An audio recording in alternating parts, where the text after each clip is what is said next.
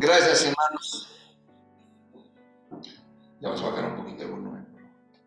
Gracias, hermano.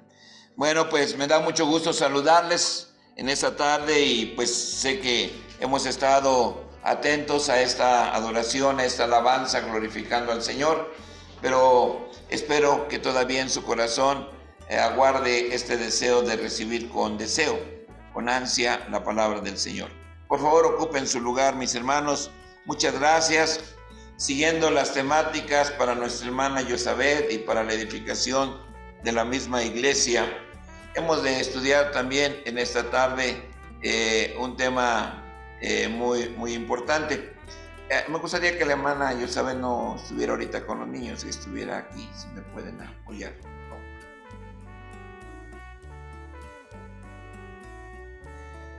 Bueno, esta tarde hemos de meditar en la palabra de nuestro Dios, pensando que quiénes fueron los últimos profetas.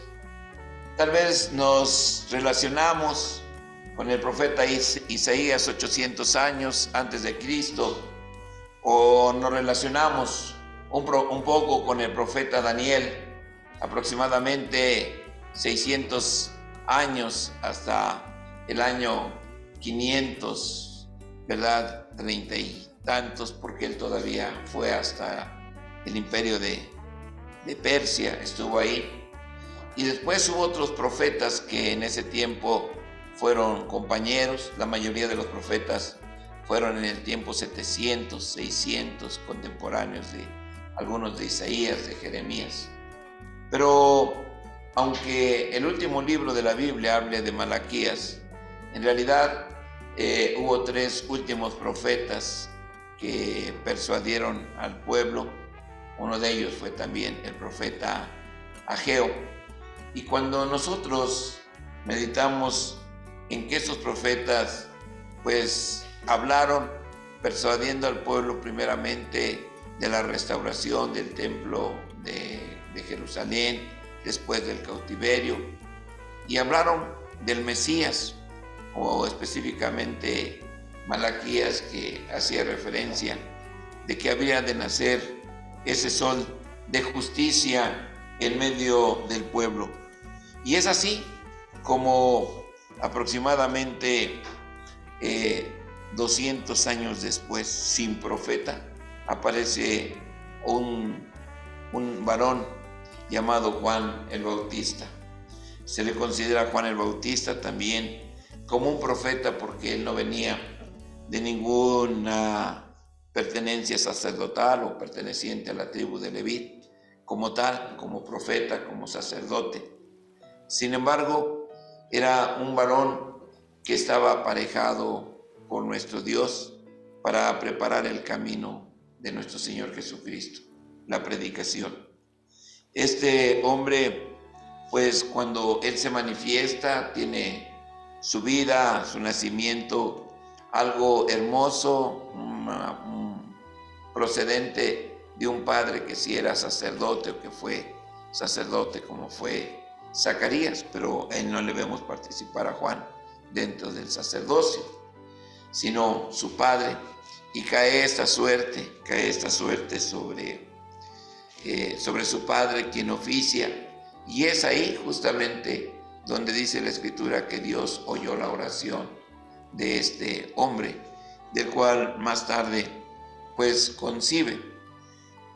No hablaremos hoy de la oración, pero entiendo que a pesar de su temprana edad, una de las quejas o del sentimiento de este Zacarías, que cubría aquella suerte de Abías, dice que pues él le dice: tu oración ha sido oída, le dice el ángel. En mi interior no hay un punto conciso de decir justamente que tal vez él pensaba: yo estoy ministrando al Señor y no tendré un hijo o no tendré simiente que el día de mañana ocupe este lugar, porque era un lugar que se venía utilizando de generación en generación, dependiendo aquella suerte. el que era la suerte era de Abías. Así que tampoco pensaba, o si lo pensó, que Juan iba a seguir ministrando dentro del sacerdocio, pues tenía una buena intención. Lo cierto es que Dios escuchó su oración y ya en vejez su mujer y él concibieron a Juan, un profeta que en el propósito de Dios estaba destinado para aparejar el camino del Señor. Lucas 16:16, mi hermano Carmelo, que hoy no hemos tenido pasivo. 16:16, mientras otros están buscando ahí. Lo escribí en una versión moderna, por eso le pido a mi hermano si lo puede leer, por favor. Y dice así la palabra de nuestro Dios: la ley y los profetas hasta Juan.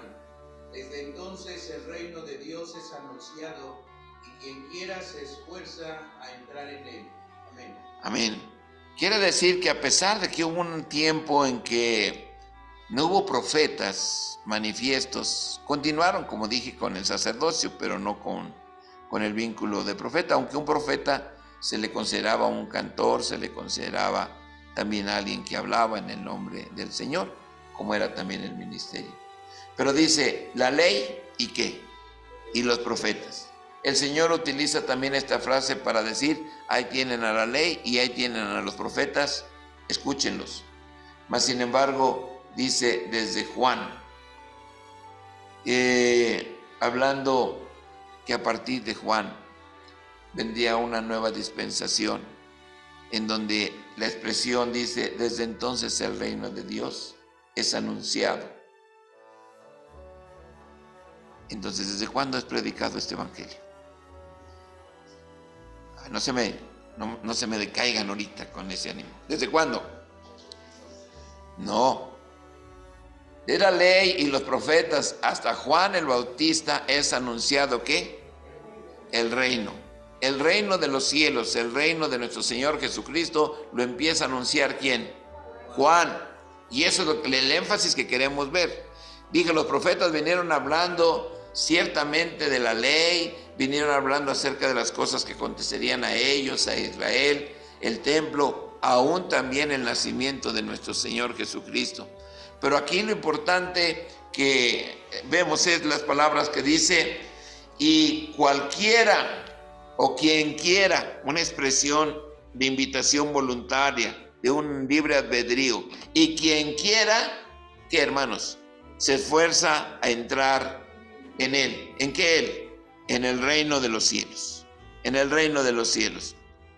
Juan predicó la necesidad de arrepentimiento para el perdón de los pecados. Eso fue lo que empezó a decir. Arrepentíos, que el reino de los cielos se ha acercado. Y él utilizó el bautismo de agua. Era el signo externo, físico, visible para la limpieza interna y la renovación del corazón. Esos son los efectos del verdadero arrepentimiento. Y eso es lo importante, entender que el que se esfuerza es porque ha experimentado el verdadero arrepentimiento. Hay quien no se ha arrepentido de corazón, se ha arrepentido circunstancialmente por alguna causa, mas no ha venido un arrepentimiento en cuanto al reino de los cielos. Los que han experimentado ese arrepentimiento, siempre en nuestra mente, cuando estamos a solas y hacemos reflexión de nuestra comunión con Dios y nuestra vida, hay pensamientos, no sé si les suceda a ustedes, pero yo estoy seguro que sí, no creo que nada más me suceda a mí. ¿Cuál es mi comunión con Dios? ¿Cómo viviré con el Señor? ¿Qué irá a pasar de mi vida? ¿Qué irá a pasar la vida de mi esposa? ¿Qué irá a pasar con la vida de los hermanos? Yo sí lo pienso. Y yo creo que ustedes también. Porque hemos experimentado un verdadero arrepentimiento. Y decir, Señor, mi vida agradará a tus ojos. Mi vida es recta delante de ti, sí camino en esa justicia, sí tomé ese bautismo para arrepentimiento y para vida eterna. ¿O cuál fue la razón por lo que yo me bauticé de una manera espontánea, ligera, emocional? Entonces, ¿vino o no vino esto de ti? Juan fue muy severo. Él se enfrentaba a dos cosas. La primera, que la administración y la forma en que Juan bautizaba era diferente. Por ejemplo, cuando hablamos acerca del libro de la purificación que habla Levítico 15 en adelante y que podemos encontrar en Éxodo acerca de los diversos lavamientos que tenía el sacerdote, era conocida justamente la purificación como una doctrina en el tiempo antiguo. Tan es así que en el tabernáculo que hoy estudiábamos con los varones, ¿qué había en el patio? Una fuente de metal. ¿Y para qué era esa fuente de metal? Ahí se lavaban los sacerdotes, ahí,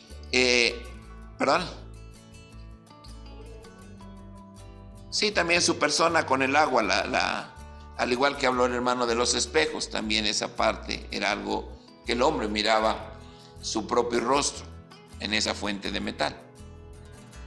El hermano nos hizo referencia que los espejos que estaban dentro del tabernáculo no eran como tal espejos que hoy conocemos, sino eran metales bastante abrillantados que podían reflejar precisamente eso, como lo podíamos ver un acero inoxidable, etc. Bueno, podemos encontrar entonces nosotros que la fuente de metal tenía un propósito. No podían entrar nadie en el tabernáculo sino antes se lavaban las manos y hasta los pies. Pero había cosas que no lo hacían ahí. Por ejemplo, bañarse. Bañarse era algo importante. Dios le gustó siempre la higiene, la limpieza. Le dice al pueblo de Israel, vayan, dile al pueblo que vayan y que laven ¿qué? Sus vestidos y que laven sus cuerpos. Dios es amante de la limpieza, es pulcro en todos los sentidos, pero no voy a meter la parte ritual a la parte de asepsia, sino hago esa pequeña separación para entender algo. Había ciertas reglas que independientemente de la asepsia, por ejemplo, el sacerdote y sus hijos tenían que lavar sus cuerpos y después eran vestidos, pero con vestidos que no eran nuevos porque se volvían a usar, pero dice que eran nuevamente, esos habían sido lavados sus vestidos y lavados sus cuerpos ellos para poderlos vestir. Así que el pueblo tenía ciertas prácticas ahí que llegaron a extremo, como pues que hoy también los vemos necesarios, como el hecho que le recriminaban, tus discípulos comen sin lavarse las manos, porque era una tradición dentro del pueblo judío que nadie podía comer sino antes que se lavaba las manos. Por ejemplo, en el capítulo 15 de Levítico está hablando diferentes condiciones de pecado, de la inmundicia de la mujer por su ciclo, en fin. ¿Y qué tenía que hacer? Lavarse. Entonces, en cierta manera, la ley de la purificación era conocida y era practicada y la miraban como algo propio. Pero Juan rompió algo que ahorita lo vamos a ver. Empezó a bautizar ¿en dónde, hermanos? En el río Jordán. Eso no estaba en la ley de Moisés. Eso no estaba ahí.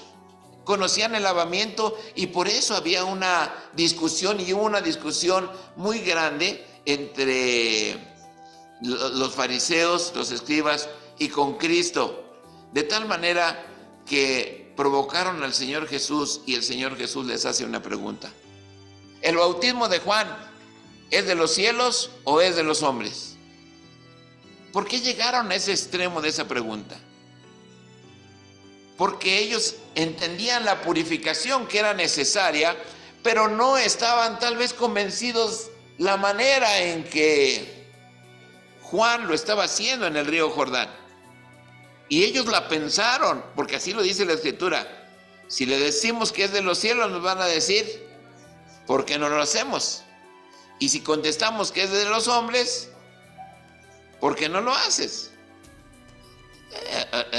Y dicen, por temor a los demás, pues vamos a ser apedreados, porque pues la ley de las tradiciones de lavarse, pues es muy importante. Entonces, el bautismo no es una tradición. El bautismo ciertamente es una purificación. Y Juan tiene este llamado, pero primeramente vimos la ley y los profetas. Hasta Juan, desde entonces. ¿Qué significa desde entonces? Un punto de partida. Desde entonces, desde Juan, el reino de los cielos es anunciado. Hasta el día de hoy. Digan amén, hermanos. Amén, gracias a Dios. Desde Juan hasta el día de hoy el reino de Dios es anunciado. Y aquí dice, quien quiera. Los mismos apóstoles, el Señor estaba pues decepcionado de aquellos hombres que le dijeron, dura es esta palabra, ¿quién la podrá guardar? Y se fueron y empezaron a irse. Y se quedó el maestro solo con sus apóstoles y se dirige a ellos y les dice, ¿queréis iros vosotros también? Hermanos, los que somos bautizados y los que van a ser, esto no es como un reloj checador que están monitoreando tu hora de entrada y salida, o los resultados en un trabajo para poder tener un ascenso. Esta es una justificación que hizo nuestro Señor Jesucristo, pero esa justificación no puede ser hollada, no puede ser tenida en poco, ni puede ser tampoco menospreciada. Mateo capítulo 3. Aquí encontramos parte de este inicio de esa predicación que ya vimos desde cuando inició. ¿De quién? Dice el verso 3 del capítulo 3 de Mateo, porque este es aquel del cual fue dicho por el profeta Isaías, que dijo, voz de uno que clama en el desierto, aparejad el camino del Señor, enderezad sus veredas. Isaías 40, versos 2 y 3. ¿Qué había profetizado Isaías mucho tiempo atrás? Dice Isaías 40, hablad, verso 2, 42, hablad al corazón de Jerusalén. ¿A quién estaba dirigido este mensaje? A la casa de Israel, a Jerusalén. Habla al corazón de Jerusalén, decidle a voces que su tiempo ya llegó. ¿Por qué era cumplido el tiempo? ¿Porque iba a venir el año 70? No, porque había sido anunciado el Mesías. Y era importante lo que dice Juan, que ellos tenían que, ¿qué, hermanos? Que recibirle. Le recibieron un grupo señalado. Decirle a voces que su tiempo es cumplido, o que es ya cumplido, que su pecado es perdonado. ¿Para quién era perdonado? ¿Para todos? ¿Para todos? ¿Para quién?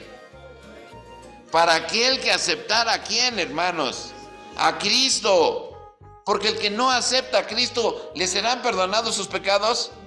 No, el que no acepta a Cristo no puede ser perdonado sus pecados. Así que ese era el mensaje del profeta para el pueblo de Israel, para que cuando viniese el Cristo, le reciben. Pero Juan dice, a lo suyo vino y lo suyo no le recibieron. Estaba dado ese mensaje.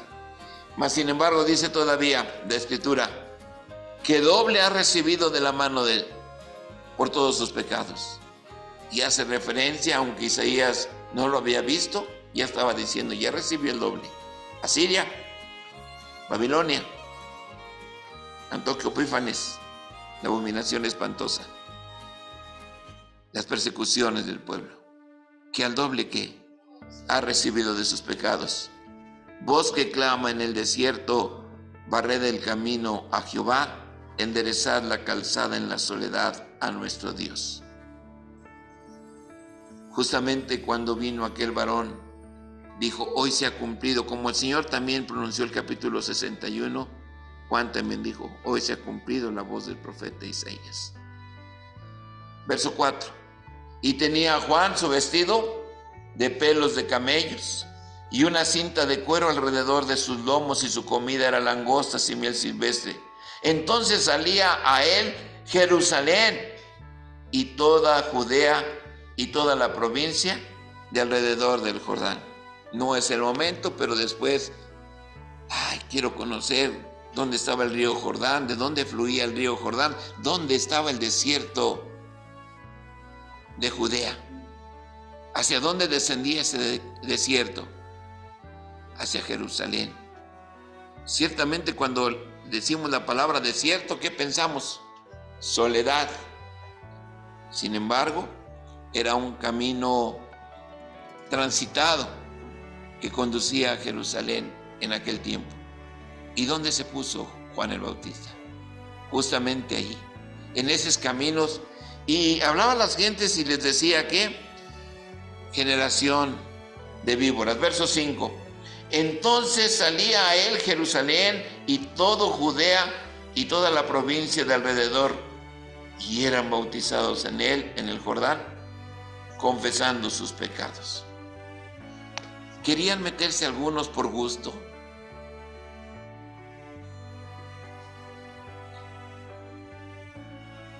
Quiero hacer una pregunta a mis hermanos en plataforma y aquí. ¿Alguna vez usted ha cometido un error que ha reconocido y confiesa sus pecados? Tiene mucha razón por ahí un teólogo cuando refiere a las palabras de David. Dice: mi pecado te confesé. Y trata de decir con ello que tal vez ya sintió un desahogo al decirlo. Pero no. Si seguimos leyendo bien el contexto del Salmo 51, dice, no le dice: mi pecado está delante de ti, Dios. Así se expresa. ¿Qué dice?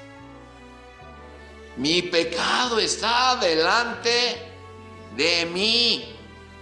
Y es que si el hombre primero no hace conciencia de sus actos, pues sabemos que Dios es todopoderoso y lo conoce de antemano. Pero es lo que el arrepentimiento busca, es que el hombre crea esa conciencia dentro de sí mismo. Yo no lo sé si ha habido alguna vez algún arrepentimiento, cosas en las cuales reconocemos haber faltado a Dios, pero que dentro de nosotros está presente.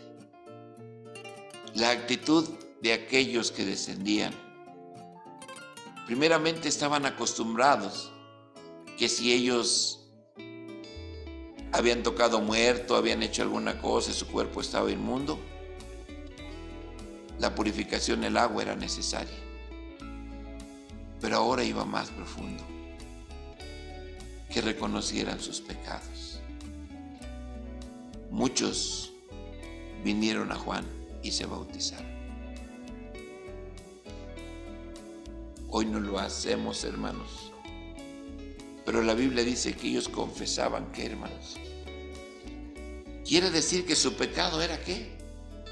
Conocido mínimo por Juan el Bautista. A mí me llamó mucho la atención un día. Falleció un familiar, estábamos allá en el sepelio, católicos, hijo sacerdote, dio la misa, estaba pues bien. Yo dije, ¿por qué si está hablando de la resurrección, si está hablando de la esperanza? ¿Por qué al final terminan diciendo otras cosas? Y al final le dijo, bueno, terminó su misa y todo, y dijo, todos los que tengan necesidad de arrepentimiento y perdón, vengan. Y se formó una gente y pasaba y tantito. Ya, bueno, te perdono tus pecados, te perdono tus pecados. Y yo no lo he visto que sea así, pero ¿qué dice? ¿quién es el que tiene facultad para perdonar pecados? Aún y el ministro que oficia tiene esa facultad. ¿Quién es el que perdona los pecados? El Padre.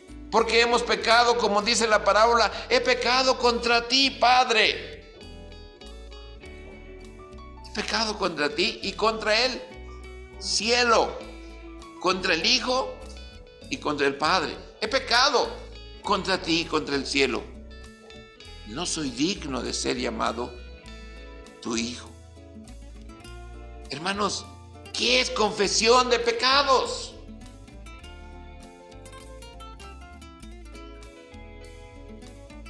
Realmente entrará esa conciencia.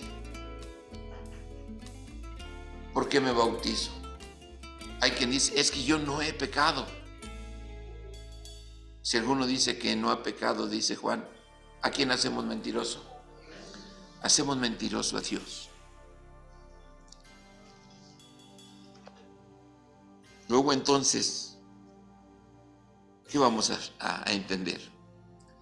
Juan el Bautista dio instrucciones para que todos aquellos que se arrepintieran pudieran mostrarlo a través de aquel acto de renovación. Ya expliqué que algunos lo hicieron conscientemente, entendiendo de la purificación, aunque Juan fue de alguna manera criticado. Y por eso el Señor sale en defensa, en decirle de quién era el bautismo, de él o del cielo. Esa manera de que venían al Jordán y eran sumergidos, porque todo ello era un símbolo. Lucas 3, las palabras ya expresado en otras ocasiones, lo gravosas, lo duras que eran estas palabras. Dice el verso 7, y decía a las gentes que salían para ser bautizadas de él, ¿qué generación de víboras? ¿Quién os enseñó a huir de la ira que vendrá? Hacer frutos dignos de arrepentimiento, y no comencéis a decir a vosotros mismos, tenemos a Abraham por padre, porque os digo que puede Dios aún de estas piedras levantar hijos a Abraham. Ay, es que yo no soy pecador. Es lo mismo que decir, como decían aquellos, tenemos a Abraham, ¿por qué? Por padre. O decir a otro, a hoy, es que Jesucristo murió y perdona mis pecados. Pero si yo no le he recibido, si no he abierto mi corazón a él. Le dijeron, ¿quién es este que puede perdonar los pecados? Hacer frutos dignos de arrepentimiento. Hay una palabra utilizada justamente mucho en teología y varios sectarismos, aunque la iglesia no la practicamos mucho. La ablución, sí, que es la acción de lavarse, purificación ritual. No lo utilizamos como tal, pero a algunos otros les va a hacer referencia. Y era justamente por qué hacerlo con agua o a través del agua. Capítulo 3 de Lucas estamos, ¿verdad? Verso 10. Las gentes, después de que Juan llegaba a un convencimiento a través de una predicación, dice el verso 10, y las gentes le preguntaban diciendo, ¿qué pues haremos? Encontramos en la Biblia varias expresiones, ¿qué pues haremos? ¿Qué le suena esa palabra? Estoy dispuesto. Pero ¿cómo puedo remediar esto? ¿Cómo puedo corregir? Justamente nuestro culto de avivamiento llevará por título eso, ¿qué pues haremos? Pero basado en las palabras de Pedro, en aquel día que fue derramado el Espíritu Santo. Aquí era acerca de la condición del hombre. ¿Qué pues haremos? Verso 11. Y respondiendo él les dijo, el que tiene 2 túnicas, ¿qué? ¿Y el que tiene de comer? A ver, a cada uno le señalo por su nombre. ¿Cuántas túnicas ya regalaste?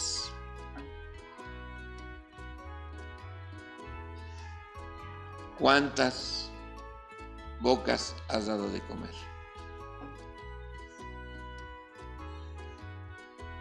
¿Quieren un verdadero arrepentimiento? Ese era un arrepentimiento verdadero. ¿Qué haremos? El que tiene dos túnicas, regale una. ¿Qué más? El que tiene de comer, dé. Ahora, no tenemos un grande guardarropa como los ricos o los famosos. Yo le digo a mi esposa, ay, esposa, tiene ropa que no me pongo hace años. Yo creo que ya ni me quedan los pantalones, ni los sacos, ni nada. ¿Qué día vamos a limpiar todo esto y lo vamos a regalar? ¿Cómo está su guardarropa, hermano? Con toda humildad. ¿Cuánta gente habrá que necesita?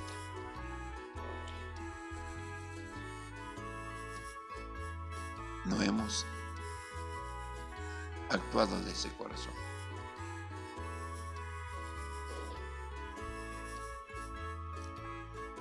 A veces visitan a algunas personas, perdón, con toda la humildad.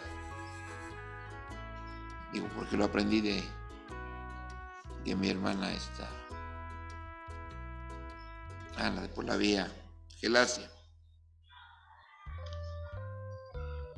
Y viene una señora y le digo a mi esposa, dale de comer. Ponle algo que se lleve. ¿Y qué te dice la señora esposa? Pues poner una de ellas, la señora Rita o algunas otras. Muchas gracias, que está muy rica la comida, que se la va a comer porque no tenía ese. Hemos escuchado muchas veces eso. No tenía que comer. Y a lo mejor vino por un pretexto, por alguna causa. Porque tal vez ese día Dios iba a socorrer, no de nuestra generosidad, sino de su amor, que así como lo hace por las aves. Hoy me deleito con las calores que están, voy, les cambio el agüita, el lavar, el limpio para los pájaros. Y llegan los pájaros por montones y se acaban casi el agua. Algún día les dije que estas gallinitas ya las voy a quitar porque son más los pájaros que vienen a comer que las gallinas. ¿A quién le reclamo? O agarro una resortera para estarlas matando, espantándolas. Porque sí la tengo. ¿A quién le reclamo? Si el que es dueño de las cosas dice, ni las aves que siembran ni ahilan, pero Dios les da su mantenimiento. Actitudes de cambio, hermanos. Eso es una actitud de cambio. Cuesta mucho trabajo. Es muy difícil cambiar, lo sé. Cambiar nuestro carácter, cambiar nuestros impulsos, nuestra vida. A veces decimos, ya no voy a hacer esto, hoy voy a hacer esto, otro, aquello. Nos damos cuenta que no tiene quizás fruto o recompensa.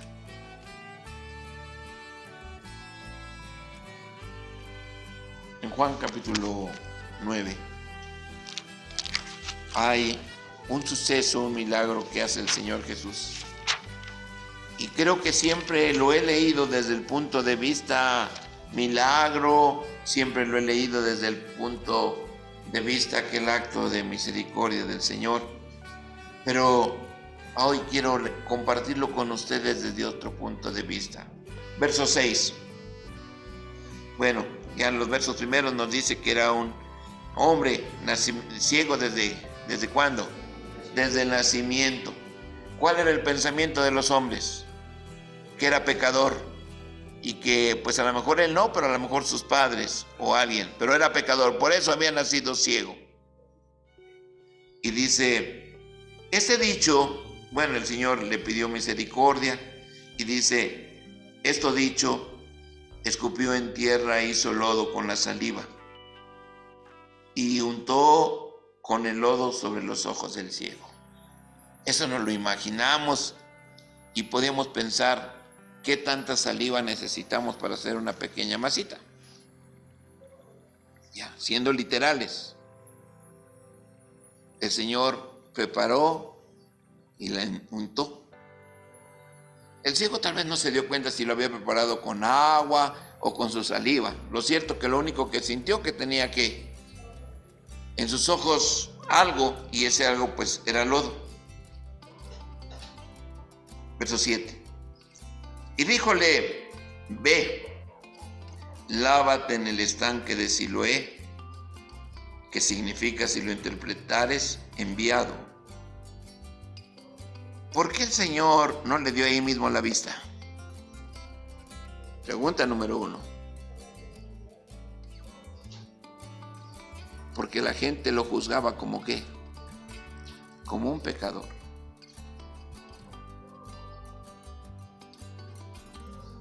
Le dice aquel hombre. Al Señor Jesús ni siquiera tenía la necesidad de untarle lodo, ¿o sí? Con su palabra o con sus dedos podía haberlo hecho. Pero como vemos todo el capítulo, ¿quién estaba siendo observado? Jesús. Jesús era perseguido, ¿cómo le llaman los paparazzis, ¿verdad? Los judíos, los fariseos, tras de él, tras de él, tras de él, a ver qué encontraba. Y le dice, ve y lávate. ¿Cómo sabía aquel hombre del estanque? ¿Qué se acostumbraba en ese estanque? Si lo recuerdan. Era una costumbre dentro del pueblo judío que cualquiera que estaba enfermo, paralítico, tenía algún problema, cuando venía el ángel y movía las aguas, el primero que se metía. Era una práctica, pues a lo mejor que no tenía que ver con la purificación, pero así juzgaban el pecado, así juzgaban a los hombres malos, como que llegar a un lugar de agua era símbolo ¿de qué? De limpieza. Y dice que este hombre llegó. ¿Quién lo llevó? No nos dice la Escritura. ¿Cómo llegó? Tampoco. ¿Se le cayó el lodo? Tampoco nos dice la Escritura. Lo único quizás, su fe lo llevó ahí y llegó. Y fue entonces, y lavóse. Y volvió ¿qué? Viendo. Qué maravillosa era el agua del estanque de Silo.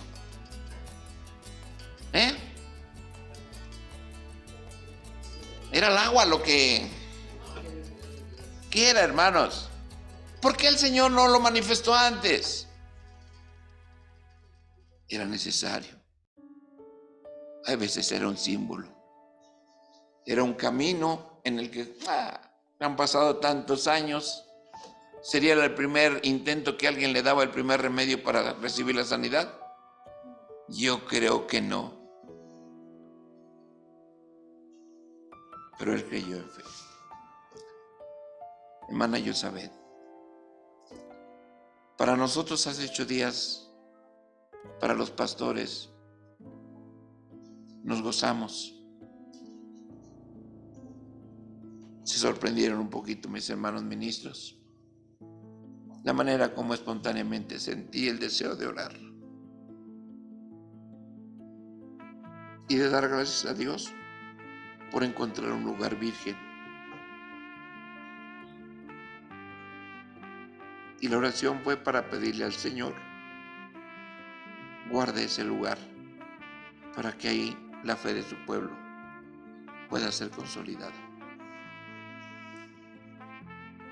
Pero ¿cuántos irán a destruir esa agua?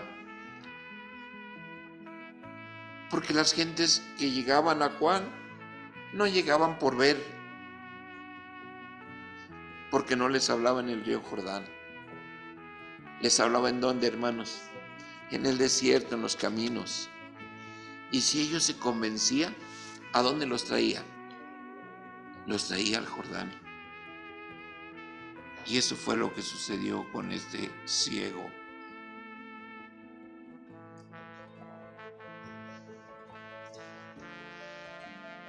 Verso 8. Leámoslo todos a una voz. Pónganse de pie, léanlo. Sintámonos emocionados como esta gente se sintió emocionada. Leemos. Entonces los vecinos y los que antes le habían visto que era ciego decían: ¿no es este el que se sentaba y mendigaba? Gracias. Gracias.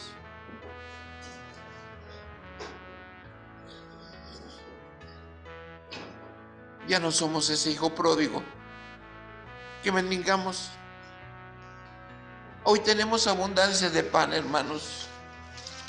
Y créanme, muchos no saben el esfuerzo. Para muchos predicadores quizás hay un gran esfuerzo por dar alguna palabra para el pueblo, pero no es fácil. Algunos tienen, si lo piden a Dios, sabiduría. Y no es nada más en eso. Señor, ¿qué debo de decir? Pon ideas, pon pensamientos, pon sentido, ponme interpretación a tu palabra. Abre los sentidos de mi mente para motivar a tu pueblo.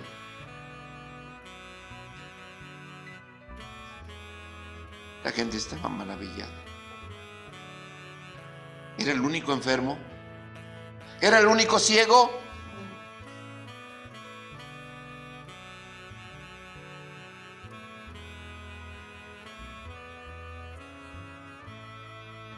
¿No era este el ciego que mendigaba? Ahora quiero entender que este ciego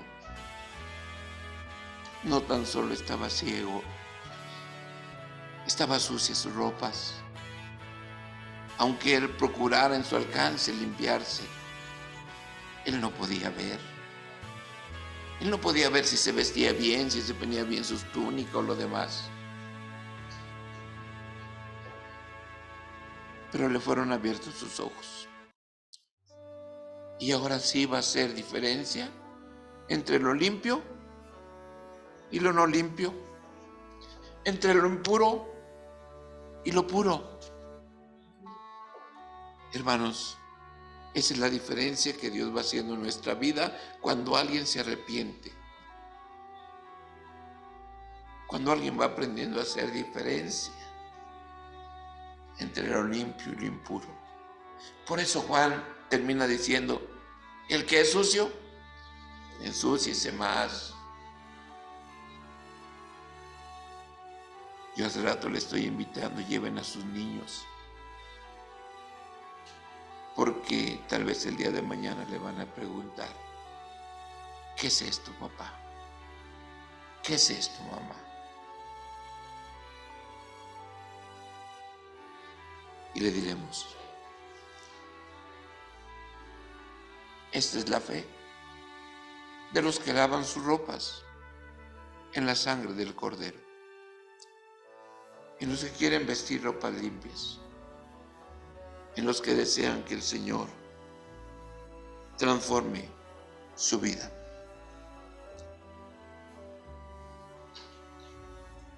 Unos decían: este es, y otros: a él se parece. Él decía: ¿qué cosa? Yo soy. La curiosidad. Dijéronle: ¿cómo te fueron abiertos los ojos? Respondió él y dijo: el hombre que se llama Jesús hizo lodo y me untó en los ojos y me dijo: ve al Siloé y lávate. Y fui y me lavé y recibí la vista. Unge tus ojos con colirio para que veas. Hermana Yosabed, hermanos bautizados, no es bueno estar ciegos. Si queremos estar ciegos, es porque nosotros queremos. Pero cuando el Señor ha abierto nuestros ojos del entendimiento, lo que dice Apocalipsis, podemos entender y comprender todas las cosas.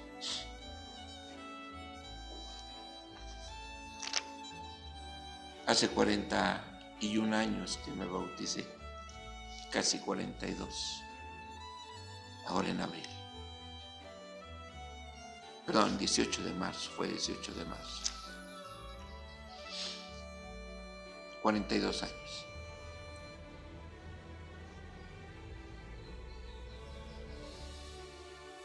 Cuando bajo a las aguas del bautismo, le digo: Señor, quisiera hoy renovar este primer día como la primera vez. Pero tu Hijo Jesucristo murió una vez para limpiarnos en el lavacro de la palabra. A hoy somos purificados. A hoy podemos ver. A hoy se crea la conciencia del bien y del mal en nosotros. A hoy nosotros tenemos el Espíritu de Dios para que en nosotros se produzcan frutos de arrepentimiento. Hermanos, deseo que cada uno de nosotros también sean purificados nuestros corazones esta tarde a través de la palabra, y los que han de bautizarse y los que hemos sido bautizados a través del bautismo en Cristo Jesús. El Señor les bendiga. Paz a vosotros.